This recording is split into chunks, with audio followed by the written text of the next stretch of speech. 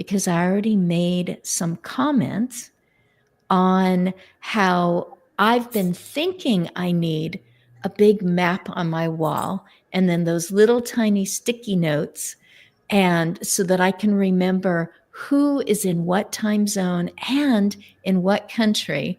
Just a huge one up here on my wall that I can, see.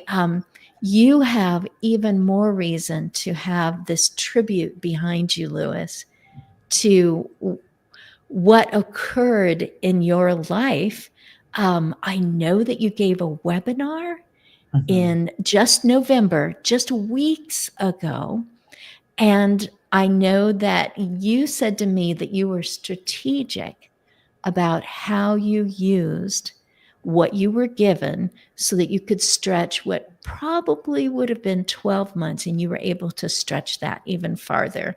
And you had just a rich, amazing experience. And I'm thinking right now about previous guests who would be going, where's my pen? I want to know about that spot, because those guests live, within a number of kilometers of places that where you were, and they might just want to go visit that area themselves, because yay for being able to reach around the world, or just, across to another city, thanks to StreamYard and LinkedIn and YouTube and everyone that I want to thank. I want to shake their hand and go, thank you for allowing me to promote the good that people like Lewis and Ben and Tim and Tanis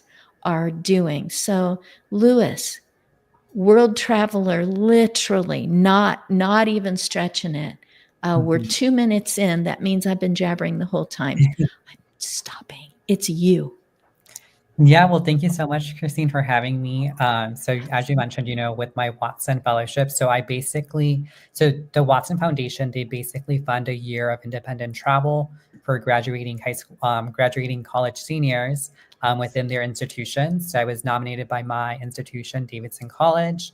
I submitted a proposal of visiting different nursing homes. I'm very passionate about just nursing homes and older adults because I was the primary caretaker for my late grandmother, taking care of her for a decade of my life. So from 10 to 18, I was really intrigued by our situation and wanted to know what other people in other countries are doing, especially in a country where we speak the language. So we speak Spanish.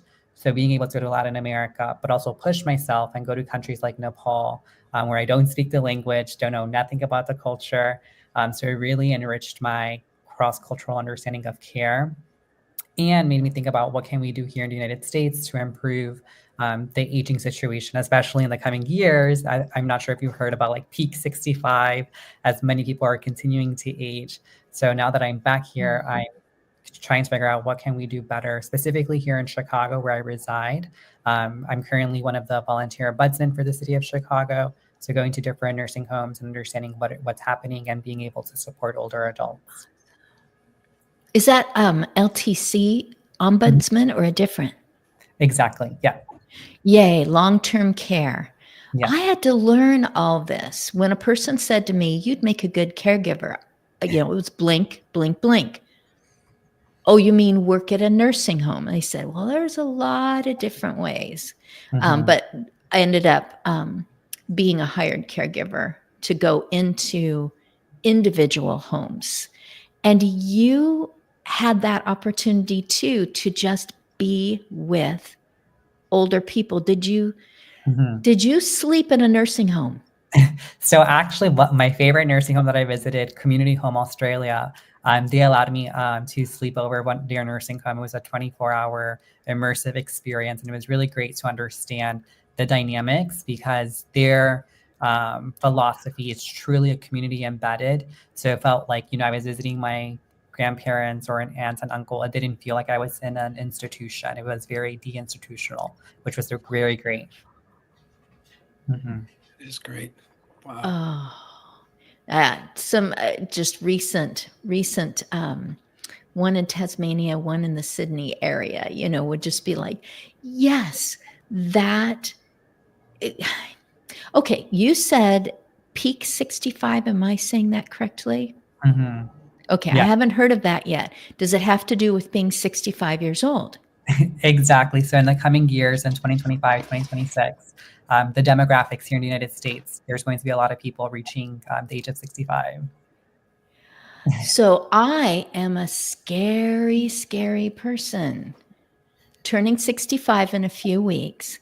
So I'm part of this, it's like there's this rumbling in the distance. And then here come the gray buffaloes. And it's like, oh, we're going to be overrun with people. And I'm just going, yeah, but I actually did sleep on a cot at the foot of someone's bed who was in their 90s, because that is what was asked or required. I actually did be in, I would say, a neighborhood of independent living, and saw how people greeted each other in the morning as I made sure that my person, ambulated to where they could be with others. And there was just this joy of, oh, here we are. And, I'm so glad to see you. And I just thought, I think they're just so glad that they didn't go away in an ambulance or have fallen during the night and are not coming out of their own residence or whatever.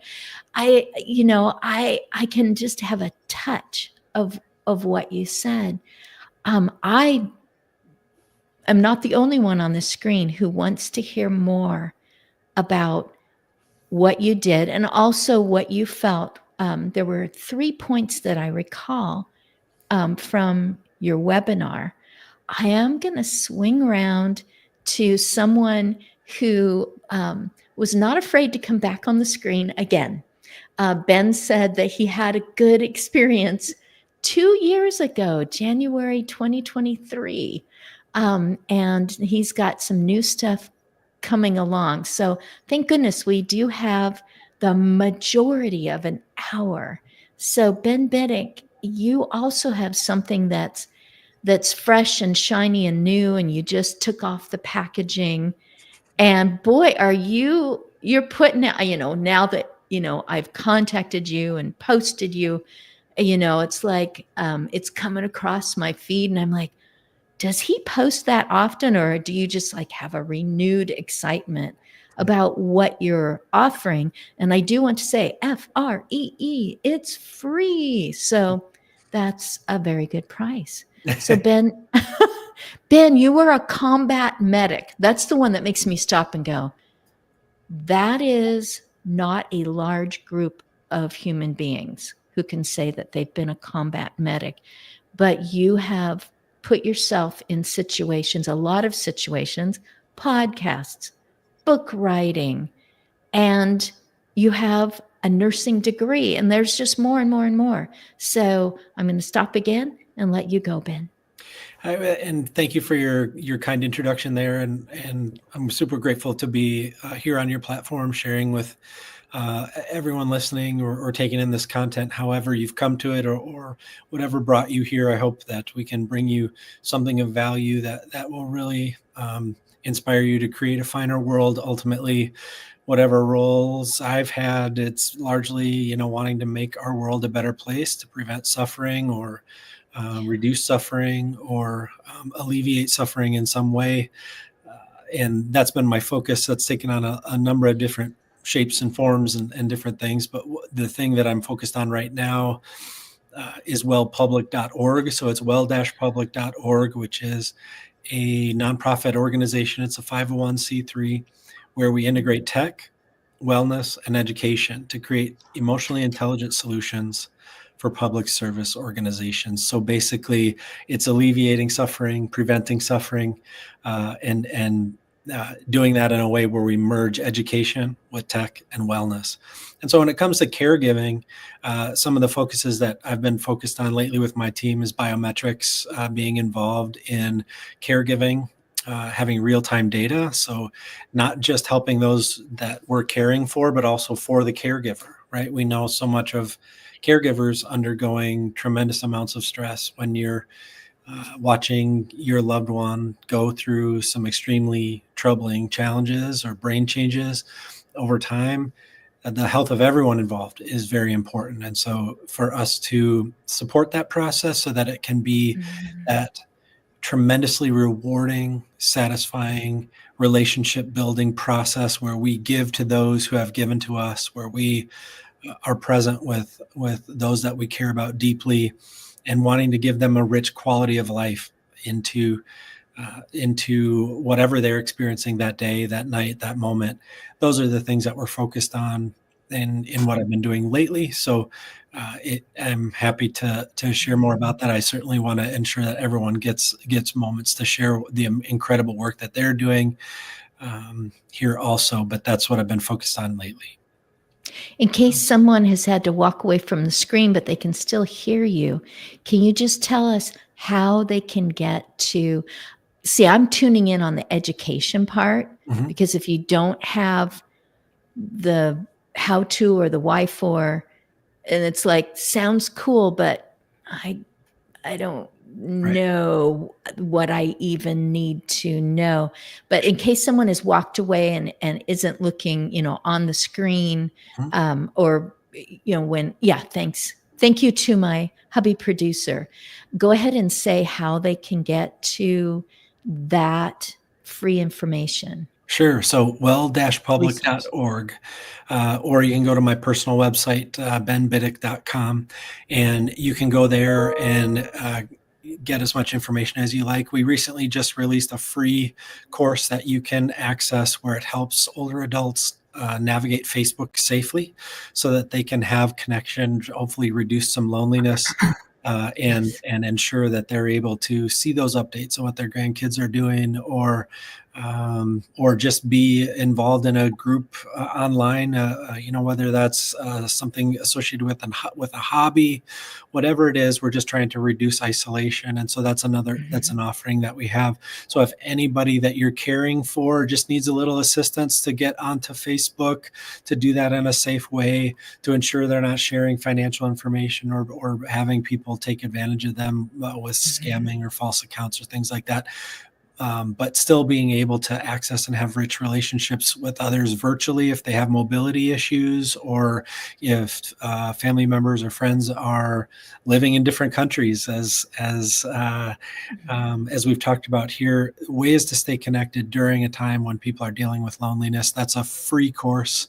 All it takes is a login, and you can help help the person that you care for stay connected. That's an offering. If that's of interest, again, well-public.org.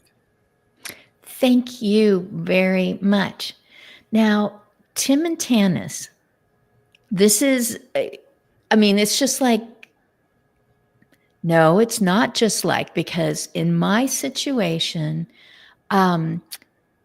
metaphorically, my husband grabbed me by the ankle and dragged me into social media because I didn't wanna.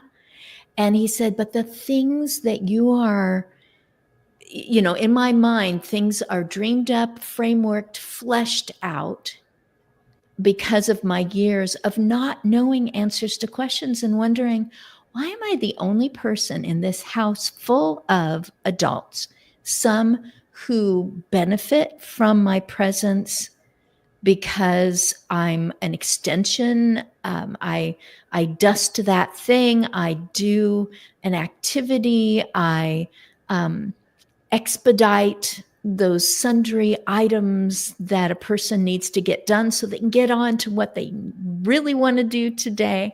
And the others were the maybe family who deserved a moment to go, oh, I'm not on duty at this moment.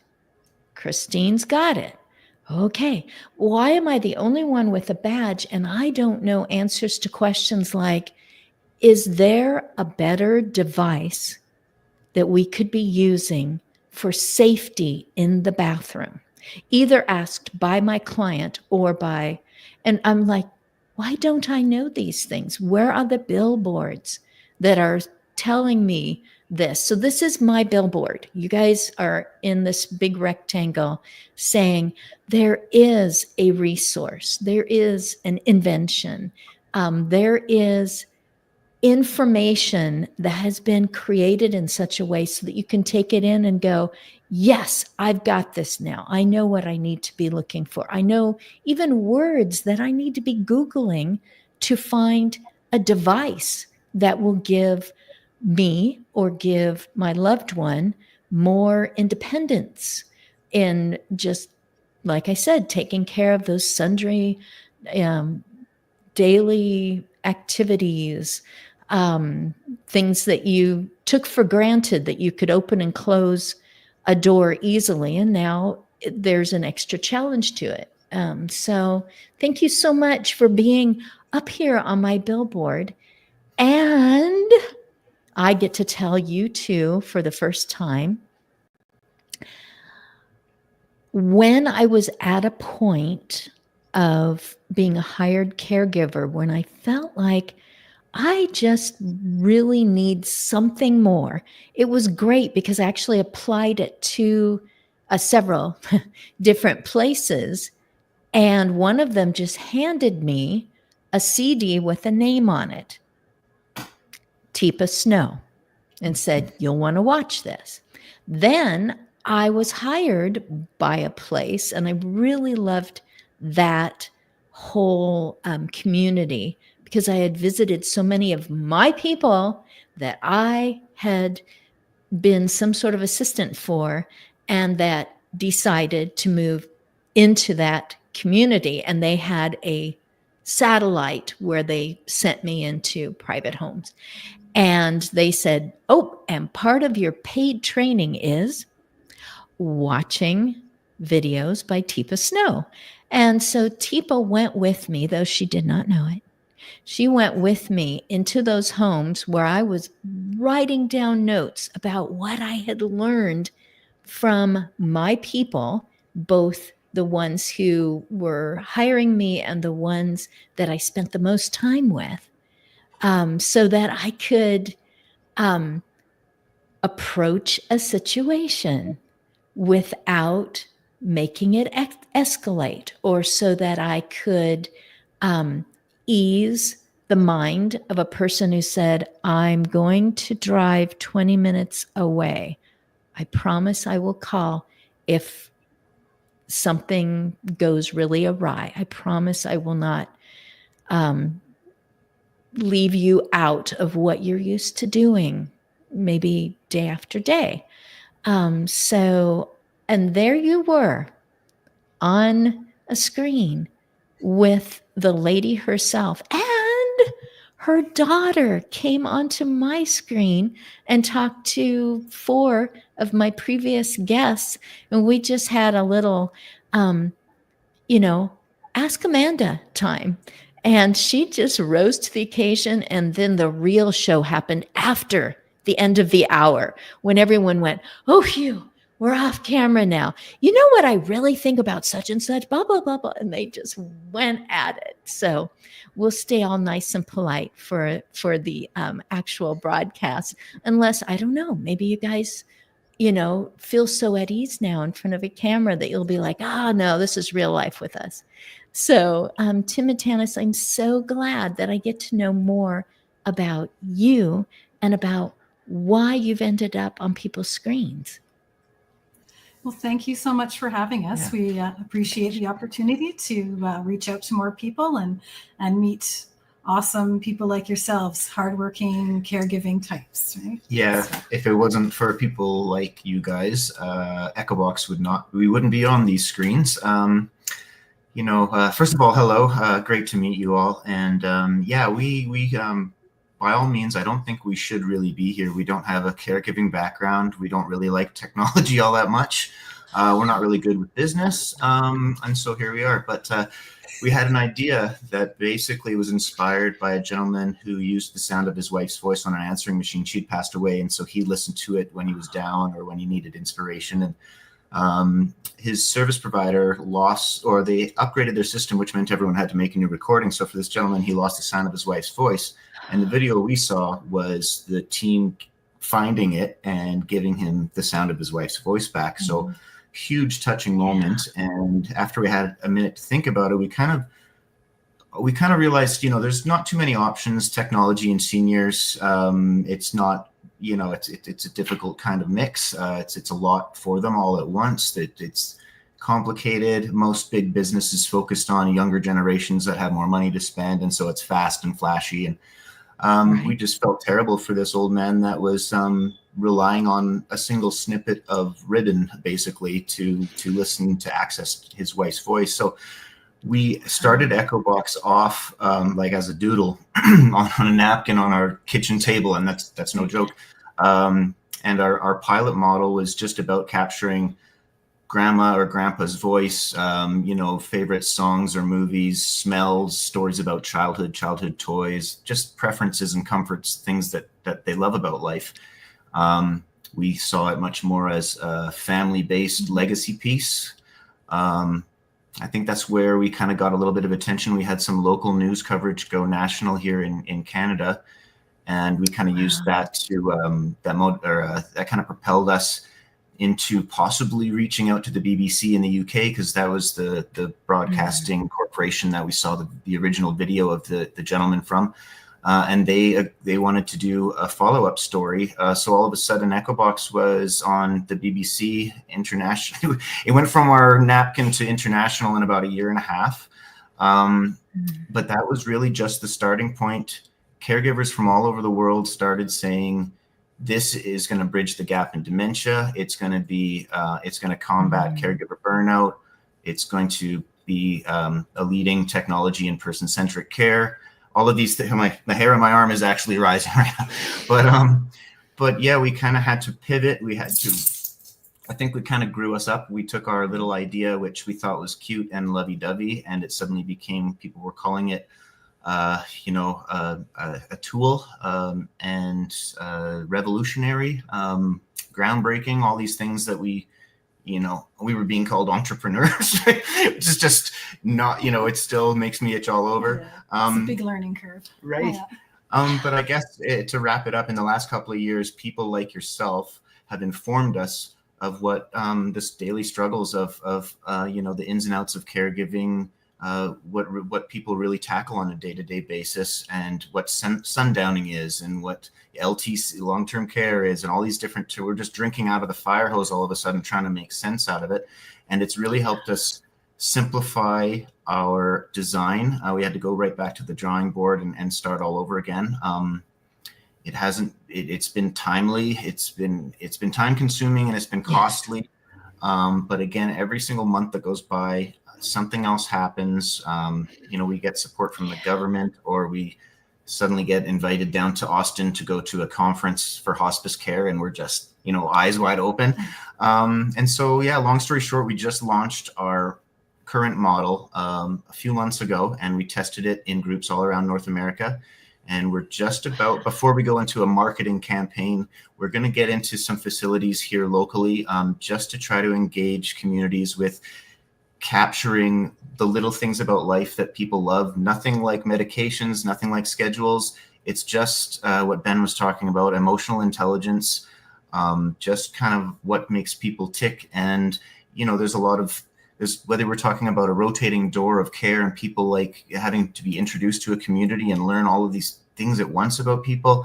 We've been told that we can be like an instant cheat sheet, so that all of a sudden you can genuinely really get a feel for what people are about. And if they're struggling through a change time or a meal time or a shower time, put on their favorite song, light their favorite scented candle, and talk about something about their childhood. Before you know it, they're happier, you're happier, they've been changed, you're moving on to your next duty or responsibility. And we didn't see this coming. So it's kind of like the proof seems to be in the pudding, because we didn't know we were making pudding, and we're trying to prove anything to anybody. So we're just trying to make it work now.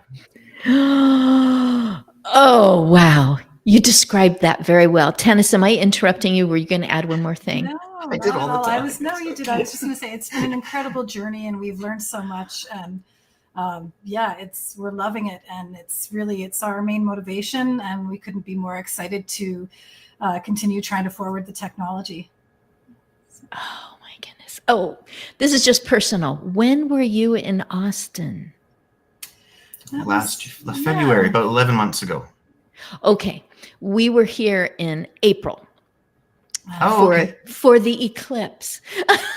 Oh, wow. So I just wanted to know if we were crisscrossing. We were an hour, 90 minutes away in Waco, which we ended up moving to Waco, Texas. Okay. So now it's Central Time for us. We used to, when Ben was doing this, I was in Oregon, and it was on Wednesdays, and we made a lot of changes, which one of our friends said, it's kind of like you're graduating from high school again. You're like, what do we do? The kids are all grown up. They're spread out.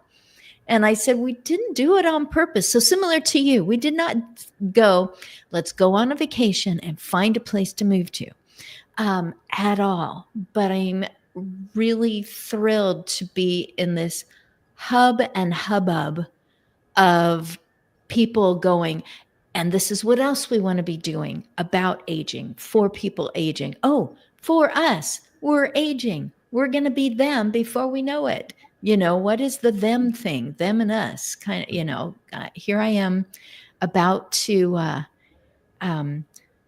put my saddle on that fence of being 65 and, and I'm just going, I'm excited. I call myself the hashtag aging enthusiast because I'm enthusiastic about aging informed, being informed about my own aging, other people being better informed about how they will better age, or they can help someone else who's having some typically aging challenges, which can happen anywhere on the spectrum. But I just wanted to know when you were in Austin.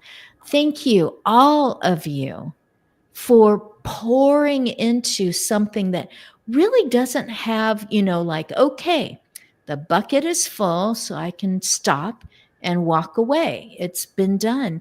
Because then, like you said, someone else comes along and goes, oh, that really helped in this situation as I'm dealing with being sandwiched between two thick pieces of bread, all of my aging loved ones, and situations with all of my younger than me loved ones, and all this. And boy, it really helped with. So I'm going to throw out my one idea. About 10 years ago, I was the assistant, and I thought, if we could, in this situation of a type of dementia, if we could assure this person when they become so, you're just wigging out, where is that guy I usually see? Where is he? And the search and the intensity of negative emotions and the just desperation. And it's like, if we could put a wig that matches some of these pictures that I see on that loved one and have that person just play Mr. Rogers' Neighborhood, looking directly into the camera and going, I like being with you. We have picked some vegetables together and just talk it like, nothing that says what day it is or, something that they need to answer, but just that reassuring talks like, I like the way you look. And that person could just go, I'm here with someone familiar, and now I can relax. And they love me. I feel the love. So that the person, when they don't have their wig on, to make them look like they did during the era that this person has in their mind now, so they can actually have their own moment of a shower or fixing a meal or walking to a mailbox or something and know that that person will still be there, fully engaged, feeling safe and everything. So that was my idea 10 years ago. I didn't make it. You guys did. You created. I am so grateful. But I knew that that's what was needed because this person had sounded familiar, but didn't look familiar anymore. And I'm like, oh, so you're capturing those moments that are going to stay familiar as long as there's eyesight and especially they can hear it and see it over and over again. So it's kind of that imprinting thing. I don't know. I just get really excited. I'm geeking out. Louis, I want to get back around to you because you gave a webinar. Was that kind of a requirement of being selected? You were what did your college do? They recommended you? Yeah, so they simply nominated me. The webinar was something completely separate. I just did it on my own. So the unique thing about the fellowship, basically, they just require you to have a quarterly check-in. And then at the end, there is an end product. The person is the end product with the lived experiences that they had in their travels. Oh. Mm-hmm. So you had an end product. So I basically created like a presentation and then the website. Now what I'm hoping to do, more on this notion of knowledge sharing is how are we sharing with other people resources and information, specifically in some of these countries like in Nepal and Latin America, where this is an emerging new idea of, living apart from the family, or what does it mean to be in a nursing home? What is a good nursing home? How are we providing person-centered care? Because some of these countries and facilities, they'd be doing person-centered care, but they wouldn't call it that. And then other people were doing some other types of models of care. So understanding, okay, how are we,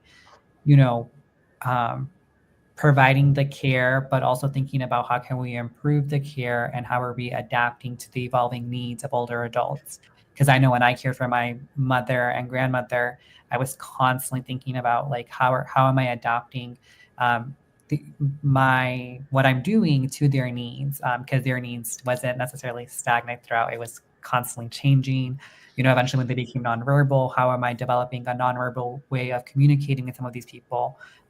So I understand how can we communicate later on when they reach that stage. And that's the beautiful thing in some of these countries that I went to, where I didn't speak the language at all, especially like when I was in Brazil, because I don't speak Portuguese, even though it's very familiar to Spanish and Nepal, was understanding this notion of nonverbal way of communicating. Like you don't necessarily have to speak the same language to communicate with one another.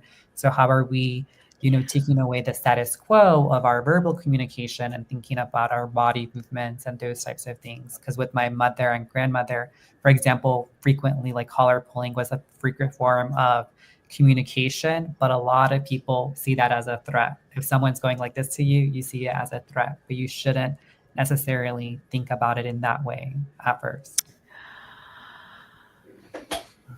Thank you. Thank you for loving your mom and your grandma. Thank you for having the presence of mind, and I would say the heart, to say, I'm going to have to be creative or think of a different way. They deserve to be able to express themselves. Mm-hmm. And I haven't heard of that before. I mean, to someone who hasn't been in the caregiving situation, the collar pulling. But before I had any training at all, this is going to be super brief. It was a family member, didn't understand what was going on. There's that time between being clear thinking, and then there's this spot where it's like, well, that was odd. Well, are you sure that really happened? Mm-hmm. Yeah. And it's like, well, okay, all their life they've been right, and they've trusted their own wisdom on things. And so I made the mistake of reaching out and grabbing onto what they had in their hand and pulling it, because I was kind of freaking out about what was going on with behavior I didn't understand. I didn't live with this person. And this person saw me as a threat suddenly, or it seemed suddenly to me, because as I spent time with them in the future weeks, I realized that they were seeing themselves changing, and actually explained how they were keeping up appearances, how they were not letting someone know that they were seeing and thinking and experiencing things that they could recognize that didn't make sense. Something's going wrong, but I don't want anyone to see this because I don't want to be put in one of those terrible places. And that's what was, spoken to me. So thank you so much for being there with them. And your story seems like, oh, that hardly ever happens, that someone's a primary caregiver at such a young age. And it's like, no, that actually happens a lot.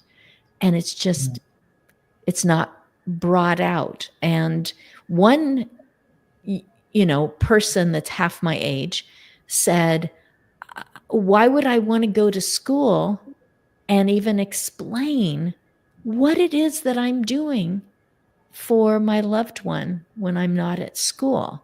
Because I didn't know anyone else that was doing anything like that. That's not what they were talking about. They were talking about extracurricular activities and, dates and going on vacation. And none of that was part of my life. So it was just best to just kind of hide the fact I'm a primary caregiver and I'm in my teens. When you gave your webinar, which I haven't seen it yet, but I love to have, people's episodes and everything, something that I can have going while I'm typing content. I love to hear good content while I'm typing, because I don't know, my brain gets happy about that. Were you part of a panel? Was it you alone? And yeah. So I was just presenting on it was just myself. So I just presented on what I did throughout those 10 different countries, different facilities that I visited, and my main takeaways from those facilities. So I think, as our society in America continues to age more in the coming years, we need to really reimagine these nursing home spaces as community centers. So how are we opening the doors of these facilities and allowing more interaction? So for example, where I went to elementary school, not too far, there's a nursing home. So how are we involving kids from that primary school into this nursing home and vice versa? So for example, I had an art class. Well, instead of painting an apple, I can be painting the face of an older adult, or they can be painting mine, and so forth. So thinking of those interactions, because there's definitely still exists ageism within our society, and it has detrimental impacts in our overall health. So thinking about how are we breaking down those barriers and really trying to embed more community embedded support, because whether we like it or not, we're all going to get older and older. And depending on where we live, who we are, that really varies. And it shouldn't be that way, because we're all human beings. And it really shouldn't, because we're all human beings. Why should there exist a slight, it's okay to bully someone because we're just laughing about the fact that they don't walk as fast as they used to. Once again, this nameless group of, well, you know how old people are, and it's like, wow, do I have to prove that I retain the value that I had? Do I need to entertain you in some way or stand out. And it's like, go ahead and stand out and be entertaining and surprise someone that they're just like, I didn't think anybody your age could do that. Go ahead, but don't make that the basis of, if they're not communicating in the verbal sense that they did up until this point, then there's nobody there anymore. And I had to learn that. I needed to just be informed, and I needed to stop thinking, well, I don't know what to do when they don't react in a way that I think is rational. It's amazing. It's amazing to me that I get to advance in age and turn and look back even at myself and how I have learned to love aging, love that this is like, oh, like our friend said, graduating from high school again. Now what are you going to do or be? Or how are you going to help others to feel like they can assist you on something you really want to do and not be losing your independence, your their honor, their respect. It's like, I need to delegate some stuff out to you. So anyway, Louis, was there a particular cultural thing that really surprised you, or that you were like, if I had not experienced anything else, this was crucial? That's a really good question. I think this idea, when I was in Nepal, it was interesting to understand and be in communities where they didn't understand what was Alzheimer's, dementia, and just see how people simply, there was less of a stigma. People were simply being people, which was caring for their loved one. And specifically, one thing that comes to mind, and you probably all have experienced this if you know somebody living with a neurocognitive disease, is basically how sometimes people lose their ability to pick up food with using a fork and everything.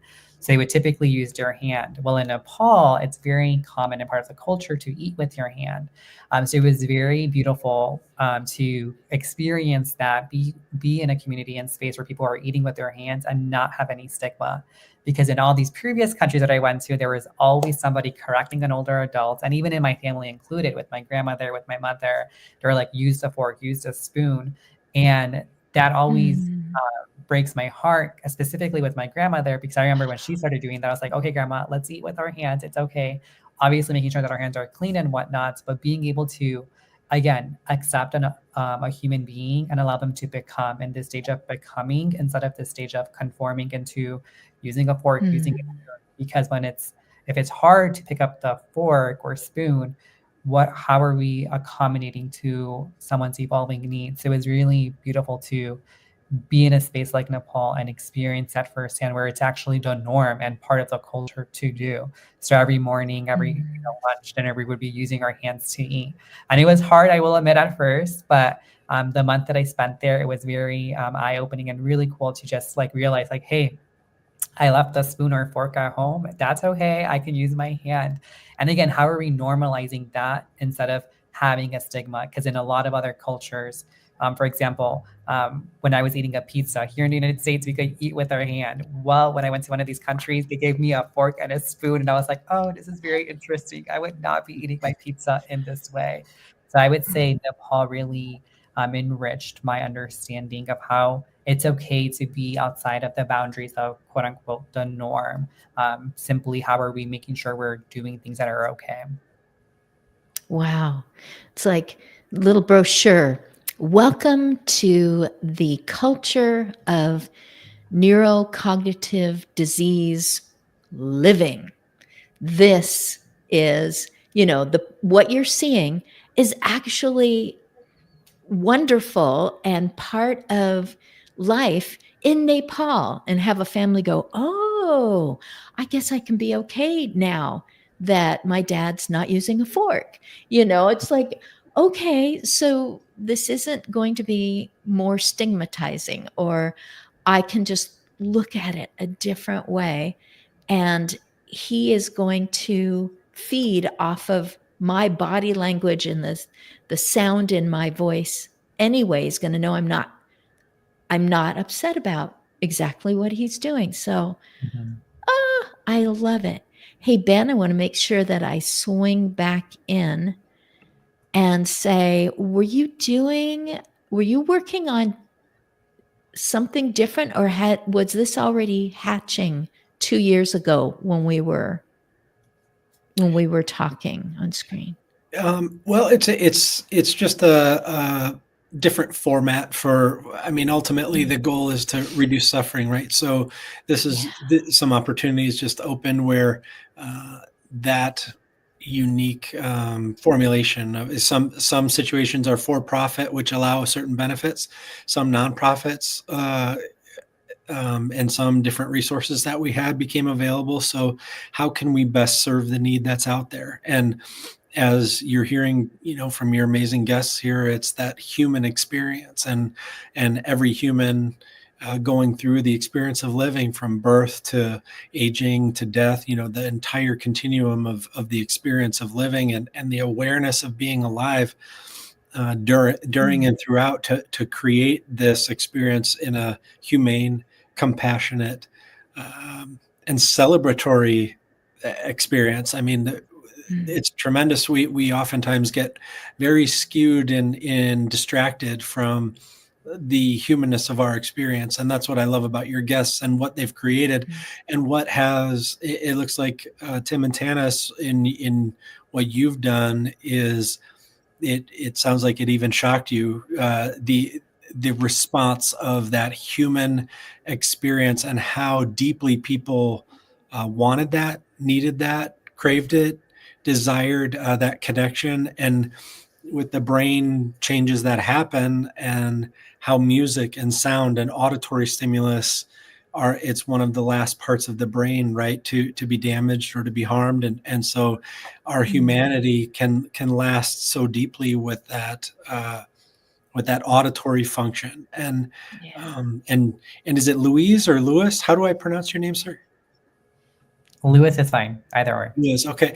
And I just super inspired of the human connection there, and super curious, those experiences in Nepal of different approaches of how people view death, or view the experience of living, and how in the West and the East we have lots of different concepts about what exactly is a rich and full experience of living. And so just super interested in hearing you all speak. And Christine, as you have gotten yourself out of your comfort zone and into certain things where you're magnifying the voice of others, and taking your compassion for others and your experience of caregiving and magnifying that. These are all human experiences. And so that's, whatever form or service that I've been involved in, it's about that human connection. And if we magnify that, and we're meeting people where they are, and we're helping them feel a sense of wholeness, a sense of connection, a sense of celebration, even as our capabilities may decrease or change or increase in other ways. It's just that constantly shifting experience of living. And so whatever format that is, I want to add those quality experiences, and I want to reduce the suffering of others. And so yeah, whether it's a nonprofit, whether it's something where we're doing biometrics to help caregivers manage their stressors, or when people with a form of dementia are experiencing some brain changes where they're not able to communicate their needs. Well, with some biometric data, we can see that their blood pressure is rising, or we can notice that there hasn't been a bathroom break in 3 to 4 hours. So chances are, maybe if they're expressing some dissatisfaction, some behaviors, maybe some combativeness, maybe it's just that they need to use the bathroom because we haven't had a bathroom break for 3 to 4 hours, or their blood pressure is decreasing, or their glucose is low. Like all of these different biometric indicators, we can help people speak who may not be able to speak with words. And so to do those types of things, it leads to that human experience of, I'm going to be present with you. You're not alone. And where suffering exists, where we're not able to communicate our needs, well, we can use some technology to help with that, or some education to help a caregiver understand of, I don't know why their behaviors increase. And maybe it has to do, like what Tim and Tanis have talked about, the sundowning process. Maybe that's what's happening. And so if we can increase communication and go beyond what we're used to, or a language, if we can speak that transcendent language of compassion and care, like Lewis has been talking about, where he's taken his experience with his loved one and made it a global understanding, that's the ultimate compassion. And so as far as my situation, it doesn't matter the form, but that's the meat of it, is let's create that compassion in what we do and create an experience. Nice. You would be a great host if only you had a podcast. Good. I'm glad you laughed. How many podcasts are you doing now? Because I've seen 3. Yeah, we have the Well Public podcast, which focuses on tech, wellness, and education. And then in the past, I've done the Get Up Nation podcast and the Resilient Caregiver podcast.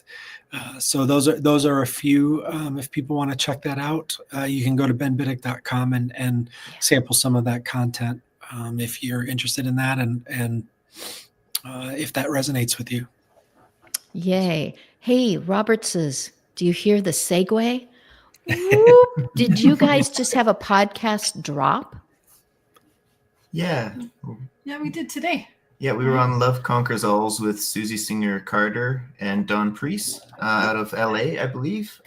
Yeah, they're great, super welcoming. Yeah, they were a lot of fun.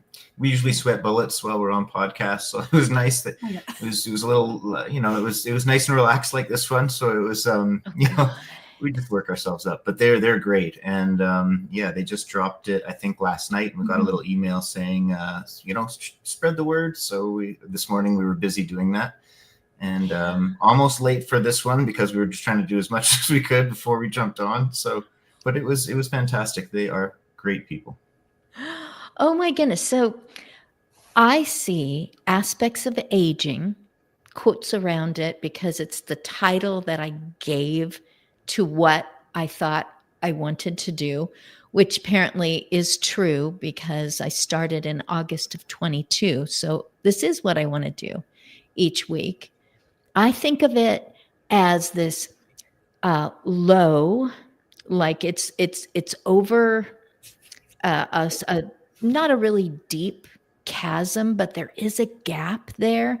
And so I think of it as a low and wide bridge just to get across maybe a little seasonal creek or something. And I see that this has become, I guess, my opportunity to watch collaborations happen, to hear people encouraging each other right on screen, going, that, makes sense. This is something that goes with something that, one of my colleagues is working on. A few weeks ago, one guy that's been on before, he goes, hold on a second. So you over on that screen are planning to come to my community, and I work at my city, and I work at assisted living community, and I should know about that. And now I know you because I come on screen. So that's what I think of as a really wide bridge where people can walk across maybe 5 or 6 at a time and get to know each other over this little chasm that I think of as, I didn't know that person yet. I didn't know what they did yet. That could come in helpful in the future, just to know that there's somebody that's doing that exact thing. I think of Susie Singer-Carter, especially with awards and movies and all this stuff. And I think of Teepa Snow as people who that's that like the bridge that they're making in Corpus Christi, Texas, which looks like two giant Manhattan towers that they've built to put the bridge on. I'm just looking at it going, how do they even, oh, I don't want to know. That's, that's an engineering, huge bridge, and that people are more aware that they can go to them for those resources. And I really feel honored when people who can be on the big bridges come to mine. And I feel honored when a person says, you know what? I feel like I'm ready. I feel like what I've been working on, I can really express more succinctly, or deliver in a way that if someone does click on it, they're going to get something of value there. So I just feel honored in both ways that, I get to walk across this bridge with you, and that you know of each other. And who knows, there's going to be something that's just going to connect very well, some think tank or some let's get this problem solved, that maybe someone will go, what was that thing called again? Yeah, that she was on screen. She jabbers a lot, but she means well. And she brings people in, and they have these great innovations, and they tell a little about their own personal story, and that maybe someone's going to look back at the archives and go, there it is. Now I know what that guy's name is. Now I know where I've seen that woman before. And, oh, that's the name of their company, their product, their book, their course. Oh, my husband will often say, so you had fun again today, didn't you? I was like, yes, I love these people. They are answering questions. They are giving people what they need to continue living. So there really needs to cross out aging and just have a living better network. But I think people recognize that the challenges happen regularly, or there's more noticing of it because the people that are working on the answers are also aging well. And maybe that's benefiting a family who has a non-verbal child, or a child with a different neurocognitive challenge, going, wait a minute, if that works for them, maybe that would work when we're trying to figure out, are they in pain and they're just not able to express it? And if something good happens there too, all the better.